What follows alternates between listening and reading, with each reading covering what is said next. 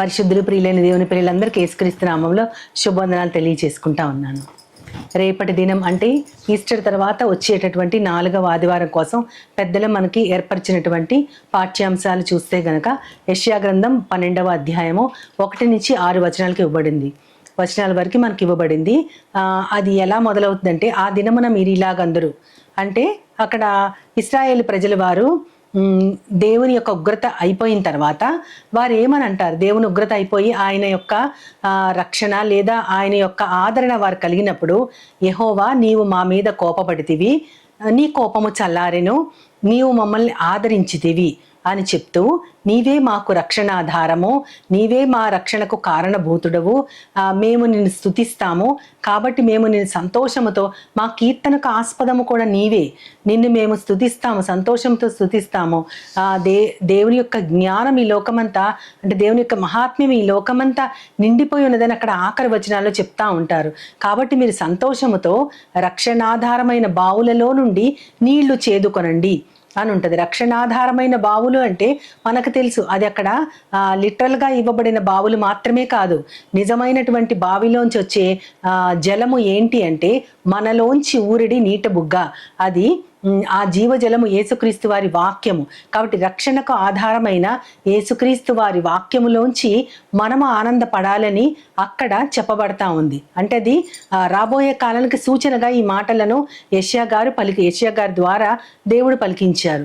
రక్షణాధారమైన బావుల్లోంచి మీరు నీళ్లు చేదుకోండి, నీవే నా రక్షణ, నీవే నా బలము, దేవుని యొక్క వార్తను. కాబట్టి జనులందరూ కూడా దేవుని యొక్క వార్తను ప్రకటించండి, ఆయన యొక్క క్రియలను జనులలో ప్రాచుర్యము చేయండి అని చెప్తూ, సియోను నివాసి ఈ యొక్క రక్షణ భూదిగంతాలంతా కూడా తెలియబడుతుంది. అందరూ కూడా ఈ రక్షణను చూస్తారు. ఆ రక్షణ ఏంటో మనకు తెలుసు, ఎందుకంటే అప్పటి కాలంలో అది ఇంకా బయలుపరచబడలేదు. కాబట్టి భూదిగంత నివాసులందరూ రక్షణను చూడబోతున్నారు. కాబట్టి ఆయన కార్యాల గురించి మనము అందరికీ ప్రాచుర్యము చేయాలి, ఆయన నామాన్ని ప్రకటించాలి. ఆయన నామం పరిశుద్ధమైనదని మీరు జ్ఞాపకము చేసుకోండి అని అక్కడ ఒక 4వ వచనంలో కూడా ఉంటుంది. సియోను నివాసి బిగ్గరగా ఉత్సాహధ్వని చేస్తూ సంతోషించమని అక్కడ ఉంటుంది. అక్కడ ఏంటంటే ఆయన యొక్క ఉగ్రత కోపము తీరిపోయిన తర్వాత ఆయన వారికి అందించిన రక్షణ ద్వారా వారు సంతోషపడటం మాత్రమే కాదు, కానీ ఆయన యొక్క కార్యాల్ని జనమందరికీ తెలియజేస్తూ, ఆయన నామం పరిశుద్ధమైంది, ఆయన నామం వల్లే మనకి ఇప్పుడు రక్షణ అని మనం జ్ఞాపకము చేసుకుంటూ ప్రతి ఒక్కరికి దాని గురించి చాటిస్తూ ఉంటే దేవుని యొక్క మహాత్మ్యము లోకమందంతా నిండిపోయి ఉంటుంది అని చెప్తా ఉన్నారు. రక్షణాధారమైన బావులలోంచి నీళ్లు చేదుకోవాలి అంటే అదే యేసుక్రీస్తు. రక్షణకి కారణభూతుడు యేసుక్రీస్తు, రక్షణకు ఆధారం కూడా యేసుక్రీస్తు. దేవుని యొక్క బలము, దేవుని యొక్క అద్భుత కార్యము, ఆయన చేసినటువంటి కార్యము గురించి లోకములో అంతటా ప్రాచుర్యము చేయాలని చెప్పబడతా ఉంది. దానిని గురించి యేసుక్రీస్తు వారిలో ఆ రక్షణ బయలుపరచబడింది. ఆయన వాక్యమై ఉండి, ఆయనే దేవుడై ఉండి ఈ లోకానికి శరీరాకారిగా ఆయన వచ్చారు. కాబట్టి ఆయన అనేకమైన విషయాల్ని మాట్లాడుతూ ఉన్నారు. అయితే మనకి సువార్త వాక్య భాగాల్లో ఎక్కడి నుంచి ఇవ్వబడిందంటే, యోహాను సువార్త 8వ అధ్యాయము అక్కడ 21 వచనాల నుంచి 36 వచనాల వరకు ఇవ్వబడింది. అక్కడ ఆయన ప్రాముఖ్యంగా ఏం చెప్తా ఉంటారంటే, యేసుక్రీస్తు వారు, నేను ఈ లోకంలోంచి వెళ్ళిపోతున్నాను, మీరు నన్ను వెతుకుతారు కానీ నన్ను కనుగొనలేరు, ఎందుకంటే మీరు పాపములోనే ఉండి మరణిస్తారు. నన్ను వెతుకుతారు కానీ మీరు కనుక్కోలేరు, కాబట్టి మీరు పాపములోనే ఉండి మరణిస్తారు.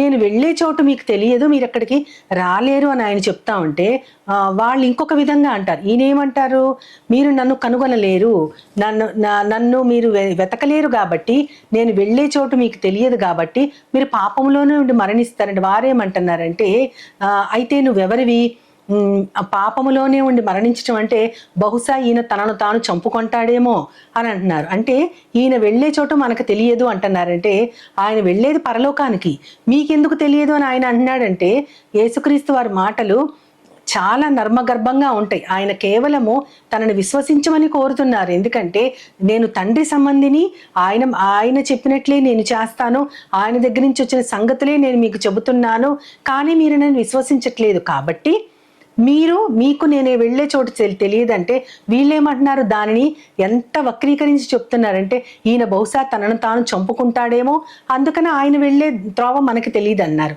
అంటే తనను తాను చంపుకునేవాడు ఖచ్చితంగా పాతాళానికి వెళ్ళిపోతారు కాబట్టి ఈయన పాతాళంలో ఉండబోయే మనిషి, మనం మాత్రం పరలోకానికి వెళ్ళే మనుషులము అని వారు తమకి తాము చెప్పకనే గొప్పగా చెప్పుకుంటున్నారు.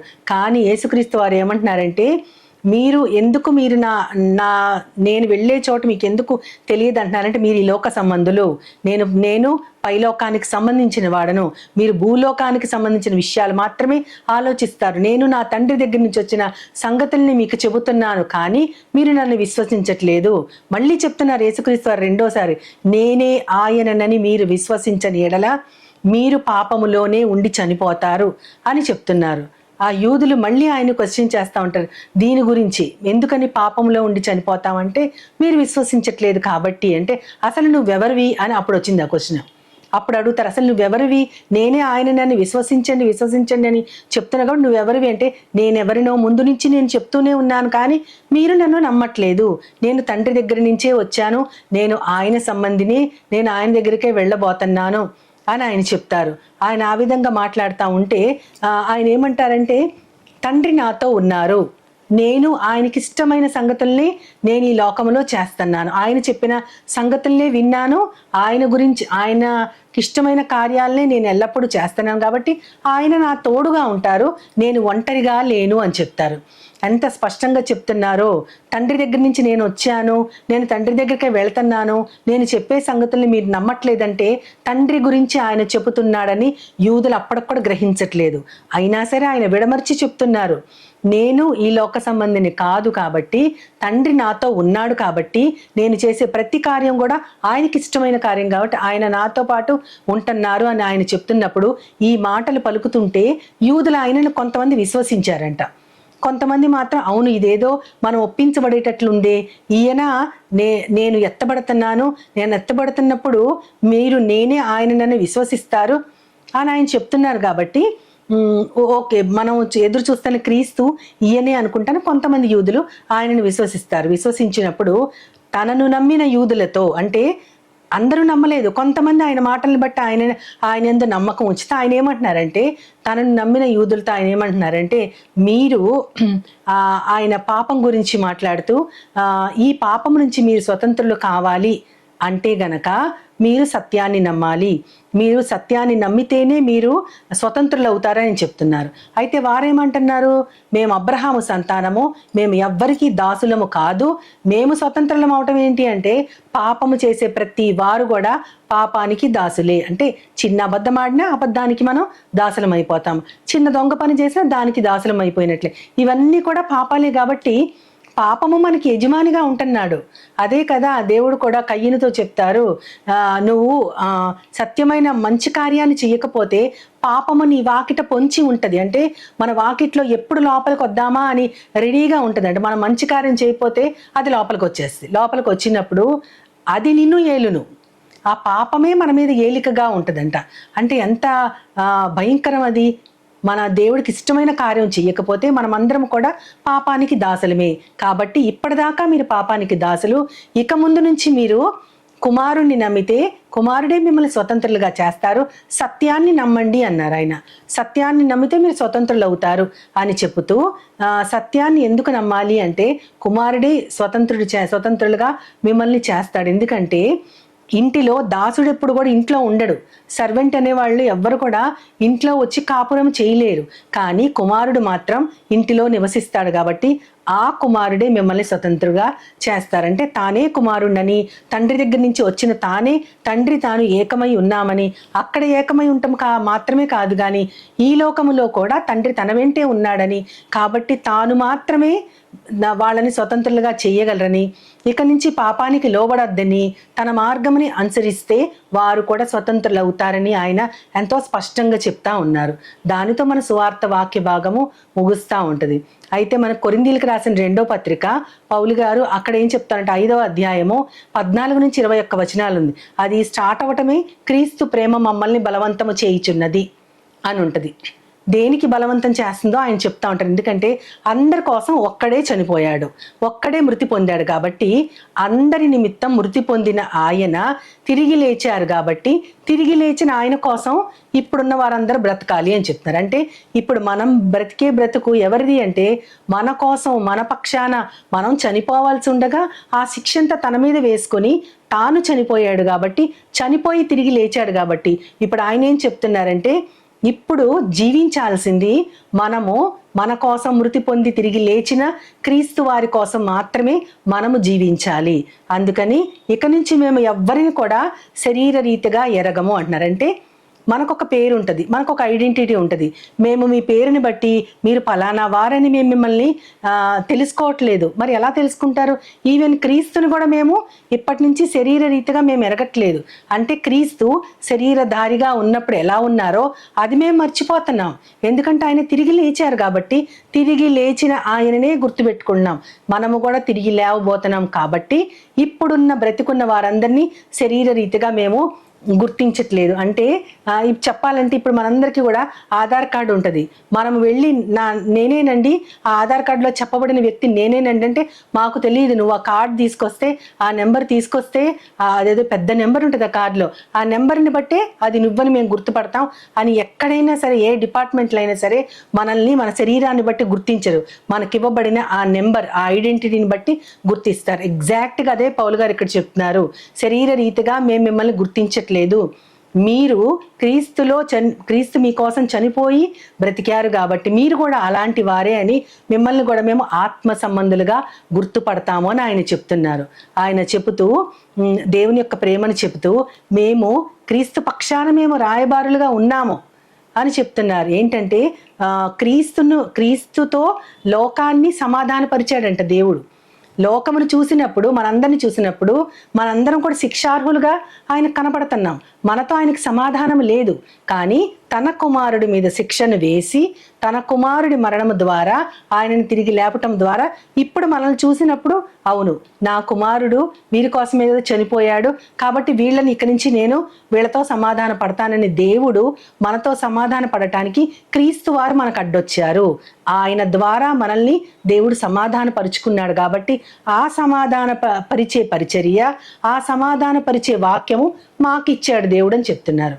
అంటే యేసుక్రీస్తు వారు ఎలాగ తన మరణంతో మనకి దేవుడికి మధ్యవర్తిగా ఒక పీస్ని, ఒక శాంతిని ఆయన ఎస్టాబ్లిష్ చేశారో ఆ పరిచర్యని ఇప్పుడు మాకు అప్పగించారు.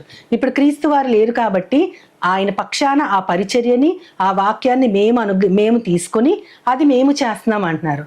క్రీస్తు పక్షాన మేము రాయబారులమైనట్లు దేవుని కార్యాన్ని తలుచుకుంటూ మేము మిమ్మల్ని బతిమలాడుకుంటున్నాం అంటున్నారు. అంటే దేవుని కార్యాన్ని క్రీస్తు పక్షాన మేము మిమ్మల్ని బతిమలాడుకుంటున్నాము అంటే క్రీస్తు చేసిన కార్యాన్ని మీకు వివరిస్తూ ఆ క్రీస్తు ఒక్కరే మనల్ని స్వతంత్రులుగా చేయగలరు. ఎందుకంటే ఆయన ఈ లోక సంబంధి కాదు, ఆయన పరలోకానికి సంబంధించినటువంటి ఆత్మదేవుడు. ఆయన చేసినటువంటి శరీరముతో ఆయన చేసిన కార్యము మనము గుర్తుంచుకుంటే గనక మనము ఆ పరిచర్యని ఇప్పుడు మనము స్వీకరించాలి. పౌలు గారు స్వీకరించి ఆయన ఏమంటున్నారంటే క్రీస్తు పక్షాన మేము రాయబారులం. ఆయన తనకి తాను ఎన్ని చెప్పుకున్నారో, క్రీస్తు ప్రేమ మమ్మల్ని బలవంతం చేస్తుంది, క్రీస్తు సమాధాన పరిచర్యని మేము స్వీకరించాము, ఆ సమాధాన పరిచే వాక్యాన్ని మేము తీసుకున్నాము, మిమ్మల్ని ఆయన పక్షాన రాయబారులుగా మేము బ్రతిమలాడుకుంటున్నాం. ఎందుకు బ్రతిమలాడుతున్నాం అంటే ఒక మంచి మాట అక్కడ చెప్పారు. ఎందుకంటే పాపమెరుగని ఆయనను దేవుడు ఆయన నీతి మనకి రావాలని తన కుమారుణ్ణి పాపముగా చేశారు. అంటే మనము పాపులము, మనకి శిక్ష రావాలి, కానీ ఆ పాప భారమంతా కూడా పవిత్రుడైన తన కుమారుడి మీద మోపి ఆయన నీతిని మనకి ఇచ్చారు. ఇది ఒక ఎక్స్చేంజ్ అనమాట. ఆయన నీతినిచ్చి మన శిక్షని తన కుమారుడి మీద వేశారు కాబట్టి ఆ నీతిని ఇప్పుడు మనమందరం పొందాము. కాబట్టి ఆ నీతిని పొందాము అని గుర్తు చేయడానికి క్రీస్తు ప్రేమ బలవంతం చేస్తుందంట. ఎంత ప్రేమ గల దేవుడో, ఆయన ప్రేమని ప్రకటించకుండా ఉండలేము. అదే మమ్మల్ని బలవంతం చేస్తుంది. ఎందుకంటే ఇందాక యెషయా గ్రంథంలో మనం చదువుకున్నట్లు ఆయన నామము పవిత్రమైనదని జ్ఞాపకము చేసుకోండి, ఆయన చేసిన కార్యము జనులలో ప్రకటించండి, ఆయన నామాన్ని అందరూ ప్రచురపరచండి, అందరూ సియోన్ నివాసి ఉత్సాహధ్వని చేసి బిగ్గరగా ఆయన గురించి చెప్పు. ఎందుకంటే లోకమంతా ఆయన గురించిన మహాత్మ్యముతో నిండిపోయింది. అది ఎవరి గురించో కాదు, క్రీస్తు గురించే. ఆ క్రీస్తు ప్రేమ నిజంగా ఆయనని పౌలు గారిని బలవంతం చేసినట్లే మనల్ని కూడా బలవంతం చేస్తే కనుక మనం ఈ లోక సంబంధులము కాదు, మన దృష్టి అంతా పైలోకం మీదే ఉండాలి.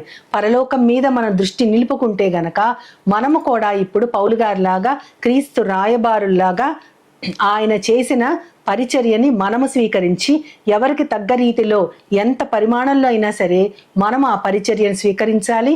ఆ యొక్క సమాధాన పరిచే వాక్యాన్ని మనము తీసుకొని క్రీస్తు ప్రేమను అనుభవించినట్లయితే ప్రతి వారిని కూడా ఆ ప్రేమ బలవంత పెట్టాలి. ఎందుకంటే మనకివ్వబడింది దేవుని నీతి, మన దగ్గర నుంచి తీసివేయబడింది పాపము. ఇది గుర్తుంచుకుంటే గనక యేసుక్రీస్తు చెప్పినట్లు ఆయన పరలోకపు సంబంధి కాబట్టి మనము కూడా ఆయన ద్వారా విడుదల పొందాము. కుమారుడు మనల్ని స్వతంత్రులుగా చేశాడు. ఇక నుంచి మనము ఎవ్వరికి దాసులము కాదు, పాపానికి దాసులము కానే కాదని గుర్తుంచుకుంటే ఆ ప్రేమ మనల్ని కూడా బలవంతం చేస్తుంది. ఆ ప్రేమ మనల్ని బలవంతం చేయాలని ఆయన పక్షాన మనం రాయబారులుగా ఇతరుల్ని వేడుకోవడానికి ఆయన నీతి మనకి ఇచ్చారని మనము సదా ఎల్లప్పుడూ ప్రతి కార్యములో మనం గుర్తుంచుకుంటే గనక అది మనల్ని ఖచ్చితంగా ఇతరుల్ని ఆయన వైపు నడిపించేటట్లుగా ఆ వాక్యం మన హృదయాల్లో దేవుడు నింపి ఆయన ప్రేమ మనల్ని కూడా బలవంత పెడుతుంది. కాబట్టి మనమందరము కూడా క్రీస్తుకు రాయబారులుగా పౌలు గారు చెప్పినట్లు ఆయన తర్వాత దానిని స్వీకరించి ఆ సమాధానపరిచే వాక్యాన్ని ప్రతి వారికి అందించగలిగేలాగున ఎవరికి తోచినంత ఎవరి సామర్థ్యానికి తగ్గట్లు వాళ్ళు దేవుని కోసం పనిచేయాలని దేవునికి విజ్ఞాపన చేస్తూ మనందరి పక్షాన వేడుకుంటూ చిన్న ప్రార్థన చేస్తాను. ప్రేమ నమ్మకము గల నా ప్రియ పరలోకపు తండ్రి, నాయన నీ యొక్క రక్షణ దేశం లోకమందంతటా చాటించబడాలి. ఉత్సాహధ్వని చేస్తూ బిగ్గరగా నువ్వు చేసిన కార్యాన్ని చెప్పాలి ప్రభువా. ఎందుకంటే నువ్వు ఈ లోక సంబంధివి కాదు, పరలోక సంబంధివే. అయినా సరే ఈ లోకానికి వచ్చి మేము దేవుని నీతి అవ్వాలని మా కోసం ప్రభువా సమాధాన పరిచేటటువంటి ఒక గొప్ప శిక్షని మీ మీద మోపుకున్నారు ప్రభువా. నాయన పాపమెరుగని నీవు మా కోసం పాపముగా చెయ్యబడ్డావు తండ్రి. దాని నిమిత్తము నీ ప్రేమను తలుచుకుంటూ అది మమ్మల్ని బలవంతం చేయాలని నీ పక్షాన మేము ఇతరులకి రాయబారులుగా ఉండగలుగునట్లు నన్ను మమ్మల్ని అందరినీ కూడా నీ యొక్క పవిత్రాత్మతో నింపమని నీ ప్రియ కుమారుడు నా ప్రియ ప్రభు యేసుక్రీస్తు వారి ద్వారా కోరి ప్రార్థిస్తున్నాను పరమ తండ్రి. ఆమేన్, ఆమేన్, ఆమేన్. వందనాలు. As Jesus now, He's always near.